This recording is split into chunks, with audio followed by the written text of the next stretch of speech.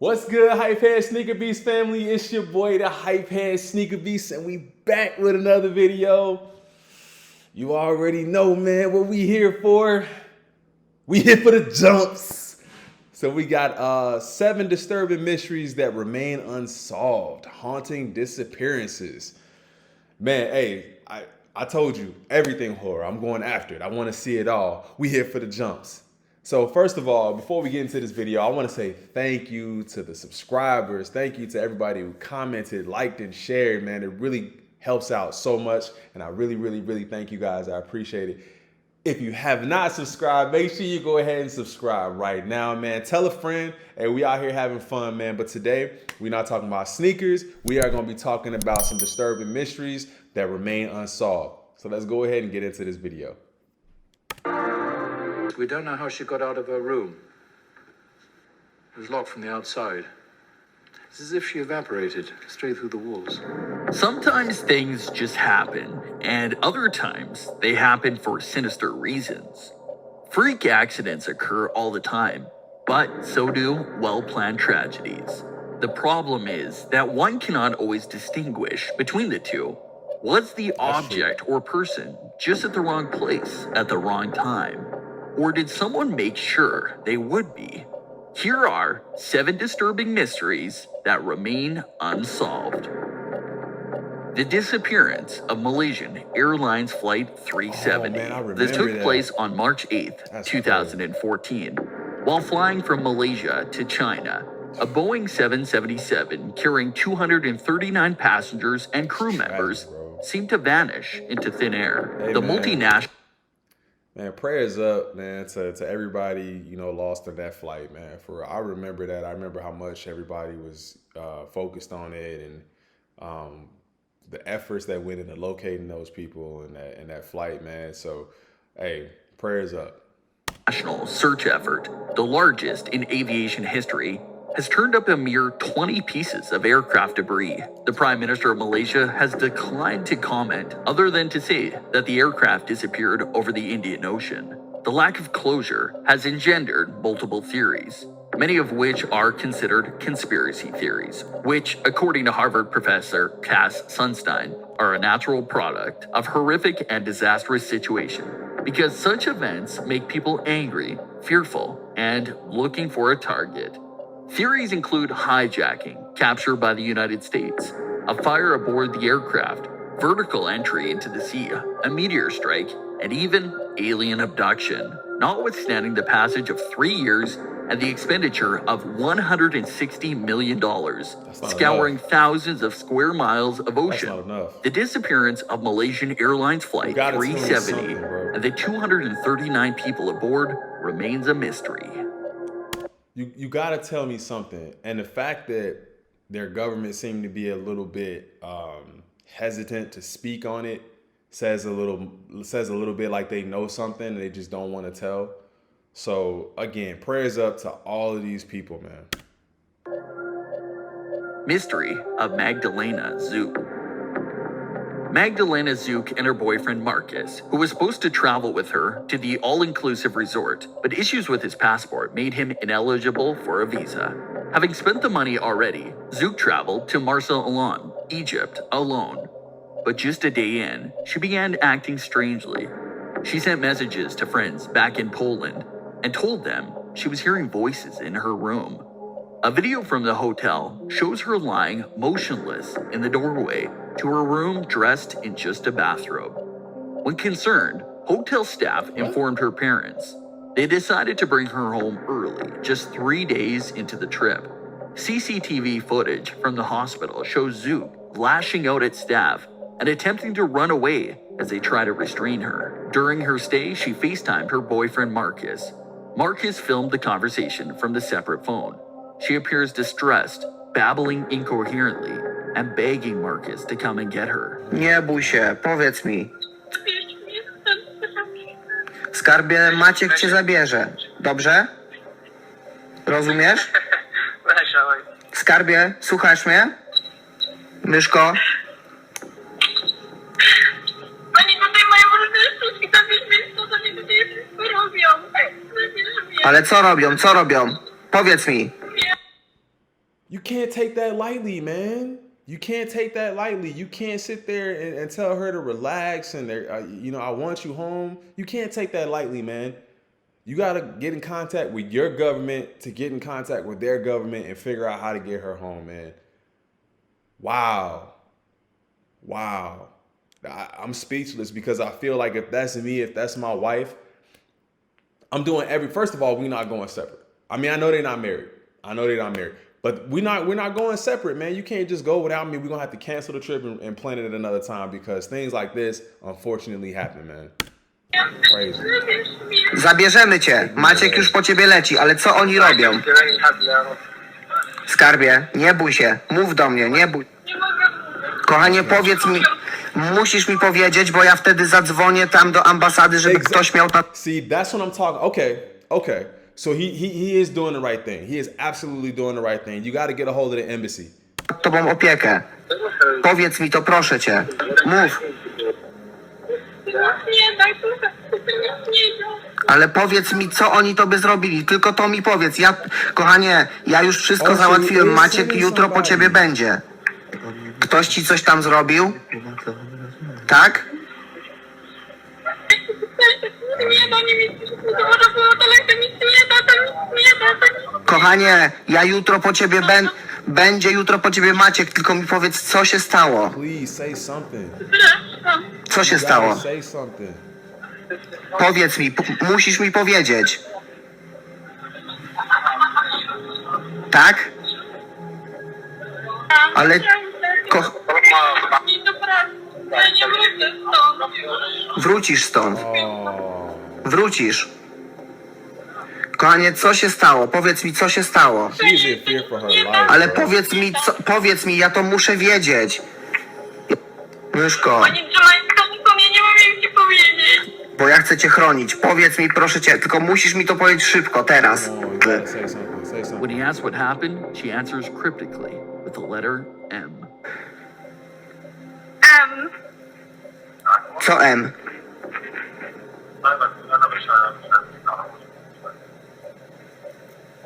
Co M?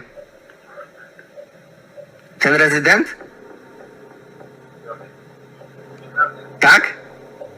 The video ends with her tour guide, Mahmoud, takes the phone and tells Marcus in Polish, "This is a waste of time." Markus, halo? No, słucham. Wydaje mi to strata czasu. Ja będę dzwonił teraz znowu do ambasady tutaj w Egipcie, dobrze? No dobrze, a możesz poprosić Magdę, żeby włączyła telefon? Magda, włączy telefon, bo Markus chce dzwonić do ciebie. Włączy twój telefon, proszę. Daj teraz, okej, dobrze. After a few hours of the call, she jumped out of her room's window and threw herself out from the second floor in order to escape, landing on a flat concrete and died on the spot. The papers were filled with suspicion of the dark-skinned man, Mahmoud, at the end of the video, and Mahmoud quickly became a suspect, even though there is no evidence of his involvement. Somebody threw her out that window, bro. That's insane, man. That's, again, prayers up. That's insane, bro. That's not a disappearance. She didn't disappear, bro. She was murdered. In the death. The police interviewed Mahmoud shortly after the incident, but released him without charge. Of course. The spotlight was turned on Zook's boyfriend, following unsubstantiated rumors of him being a drug dealer and using Zook to smuggle narcotics into Egypt, or he sold her. Another story, posted on the Polish news portal Pikio, suggested Zook had been a victim of criminal activity led by a local mob boss named Captain Khaled, but no one has any concrete evidence. What really happened to her is still a mystery. That's a real mixed bag, man. I'm still sorry for her. Unexplained disappearance of Kenny Veach. A lot going on there. In 2014, experienced hiker Kenny Veach posted a comment on YouTube about a mysterious cave he found in the Nevada desert. He claimed that the cave, located near Nellis Air Force Base, was shaped like a perfect capital M, and upon entry had caused his body to intensely and violently vibrate, terrified and confused. He then left the area. He claimed that this was the only cave he'd ever feared. but that he was determined to find it. He was not a man to be scared easily, often hiking in a dangerous territory with meager supplies. He had also had plenty of experience handling deadly wild animals. In a video he filmed on the second hike, he oddly claimed he was being watched by a mysterious black ram. He decided to try again, this time arming himself with a gun. One anonymous YouTube user told Kenny in a comment, quote, "No, don't go back there. Right, If you why find the would you go cave back? entrance, don't go in. If you do, you won't get out." Despite the dangers, he set out on November 10th. He never returned. Did you guys see that name? Lemmy Kill Mister? Looks like Lemmy Kill Mister. Yo. Don't go off into the desert looking for caves alone. Jeez, man. This could be prevented. A search could only find his cell phone, which was discovered near an abandoned mine shaft. His hikes indeed were intense, but this hike in particular was harsh, remote, unpredictable, and replete with danger. Some What happens when the speculate sun he may goes also down? end his own life. Others say he may have ran from his life to start a fresh life somewhere else. Most interesting speculation is based of Kenny's claims of the cave's effect on his body. Nellis Air Force Base is linked to many odd conspiracy theories of military experiments, subterranean tunnels and secret passage, and secret research projects. Area 51, the most famous top-secret military base, is relatively close to the site. The bizarre case remains a mystery. Y'all think he found something down there? Something he shouldn't have found? Something he wasn't supposed to find? That's crazy, man. But it all could be prevented, man, if you just don't go alone, man. Or if you, I know sometimes, thrill seekers, this kind of stuff really, gets your endorphins going, and some people, this is just what they do, but can't do everything alone.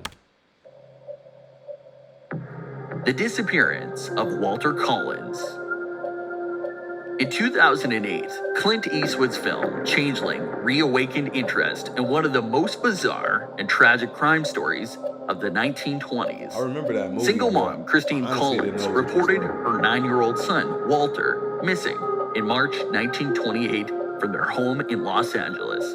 5 months later, the police brought Walter back to Christine. Except it wasn't Walter, and Christine knew it. But the LA police dismissed Christine's concerns, going so far as to accuse her of terrible mothering and having her committed to a mental hospital. The real Walter Collins was never found, and over time, authorities came to believe he was one of the victims of the convicted child murderer Gordon Stewart Norton. So they definitely just tried to pass a kid off as your kid. Could you imagine if that happened today? Could you imagine if somebody tries to pass another kid off as your kid? Come on, bro. I lose my mind. And this dude is a freaking weirdo. Northcott. Whatever happened to Walter Collins, his body was never found, and no one ever learned what really happened. Nor has it been established with any certainty why the police were so invested in covering up the boy's disappearance That's what I'm saying. that they brought a different child back to Christine Why hell? and tried to convince her and the rest of the world that it was Walter. That's sick. Emma That's Filipoff stupid. disappearance. In the fall of 2011, 26-year-old Emma Filipoff moved to Victoria, BC from Perth, Ontario. By November 2012, she was missing, never to be seen again. During the latter part of this period, she began sleeping on Sandy Miriam House, a shelter for vulnerable and impoverished women. She had also purchased a van, which she used for both transport and as accommodation. On November 23rd, Emma called her mother to announce that she wanted to return home. Teary and upset, she continued to call her mother in the period leading up to November 28th. During the final call at 4:30 a.m., she told her mother, quote, "I don't know how I can face you, and don't come, Mom, not today." What? When her mother decided to do just that, arriving at 11 p.m., she found her daughter wasn't in the shelter. No one has heard from her, since friends reported that she had been feeling stressed and upset, claiming that according to Emma, an unknown figure had been harassing and worrying her. She was isolated, paranoid, depressed, and felt a compulsion to escape on the day of her disappearance. Emma visited the same 7-Eleven store on 2 separate occasions. The first time, she purchased a $200 prepaid credit card. The second time, she purchased a prepaid cell phone. CCTV images show her peering out of the store windows into the parking lot. That's the behavior of somebody who thinks somebody's watching them, man, and they're afraid. I think a lot of times people they think they need to get away from their family and they think they need to separate themselves. But you got to stay connected, man. You got to stay connected. We don't know when we're going to be out of here, man. So we got to make sure that we stay connected with our family, stay connected with our loved ones. Because her mom was there just like that. So I'm sure if she needed anything, I'm sure if she was feeling any kind of way, she could have just tried to get help from her mom, man. She could have talked to her mom. And of course, now she's afraid and she's on the run, acting irrational. It's tough. Appears to be looking for someone or something. CCTV from a YMCA in Victoria, shot 5 days before her disappearance, shows Emma entering and leaving the building multiple times within a 14-minute period. She looks as if she might be avoiding someone. After calling a cab, Emma asked to be driven to the airport. She then changed her mind, asking instead to be dropped off in the exact same spot she was picked up. Minutes later, she was seen standing barefoot on the street corner. The acquaintance who spotted her, Dennis Quay, claimed she was looking shifty and paranoid, that she was looking constantly around her. He then called the police, who spoke with her in person outside of the Empress Hotel, but decided that she was not a threat to herself or anyone else. She told officers that she was not suicidal. They released her. This was her last known sighting. Her van was found in the parking lot of the Chateau Victoria Hotel with her belongings. No one knows what happened to her to this day and how she disappeared without a trace. The documentary about Emma's disappearance is scheduled to be released in the fall of 2020. I'm just trying to figure out. She said, "I can't face you, Mom." No matter what, man, no matter what, you know, your parents are always going to be there for you. I know some parents aren't. I can't say that for everybody, but just talk it out, man. Just get that out. Let's not, hold on to secrets and feel like you got to handle everything on your own, because things like this happen, man. The Lars Metank mystery. Reports state that Metank, in July 2014, had flown to the Bulgarian seaside resort of Golden Sands along with his friend from their home in Itzehoe, northern Germany. The group of friends continued to enjoy their holiday until Lars was injured after he got into a fight one night. Metank was punched in the head and was left with a perforated eardrum and a possible concussion. He was then prescribed an antibiotic and was forced to stay back in Bulgaria and avoid boarding the plane, as the air pressure changes would have hurt his ear while his friends flew home. Metank eventually had to check into a cheap hotel called Hotel Color near Varna Airport. Metank's mother got a horrifying call from her son later from his hotel room, where her panicked son told her that he was being followed by some people who were trying to kill him. In CCTV footage, he was seen entering the Varna airport and texted his mother he had safely made it to the airport terminal. However, when an airport doctor was examining him before flight, he reportedly appeared nervous and erratic and was also mistrustful of the drugs he had been prescribed by the physician. The airport doctor, Dr. Kostakostov, later said that Metank began to tremble when he saw a construction worker entering the room and cried, "I don't want to die here. I have to get out of here." It was then when the man began running from the airport terminal, leaving all his belongings behind. Another part of this story is that he told his parents to cut off all my credit cards and all this stuff. So you feeling that fearful, man. Again, and this is just turned out to be a vacation. He wasn't really trying to get away or anything like that. But if you guys win as a group, leave as a group. Stop going to these places and then separating and leaving people behind. I know, we got to get back to our lives. We got to get back to work, things like that. But at the end of the day, then you end up feeling like you could have maybe helped or maybe you could have stopped this. So for his life, passing the boarding gates, check-in desks out of the airport, over the fence into the woods. He was never spotted again after that incident. tragic. Into the Woods.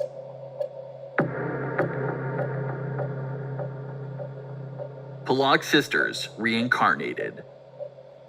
Today, 24% of Americans believe in reincarnation. Every once in a while, an unsolved mystery comes around that is so compelling and otherwise unexplainable that it gives even scientists pause. In 1957, two young English sisters, Joanna Pollock, 11, and Jacqueline Pollock, 6, died in a tragic car accident. 1 year later, their mother gave birth to twins, Jillian and Jennifer. When the twins were old enough to talk, they began identifying and requesting toys that had belonged to their dead sisters, pointing out landmarks only their dead sisters would have known, such as the school they attended, and sometimes panicking upon seeing cars idling. "That car is coming to get us," they reportedly shrieked on one occasion. After the twins get old, these incidents became less frequent. The girls went on to lead normal lives. Still, the story of the Pollock sisters made its way to Dr. Ian Stevenson, a psychologist who studied reincarnation. After studying thousands of supposed cases, Dr. Stevenson wrote a book of 14 he believed to have been real, including that of the Pollock sisters. That's crazy. If you did enjoy today's video, please drop a like. Yo, hey man, that was a good one, man. A lot of those unsolved things, man, I feel like it's just some things that are never going to be solved because either what happened is never going to be talked about again, or, you know, that sucks. That sucks. That's a crazy one. But look, man, hey, we got 7 disturbing mysteries that remain unsolved. Hopefully, you know, some of these families get some closure and they get to find out what happened, and maybe they could, you know, it's hard to say go on with their lives, but, you know, maybe they get some closure. But hey, man, it's your boy, the Hype Head Sneaker Beast, with another banger. Make sure you guys subscribe, like, and share, man. Until next time, I'm out.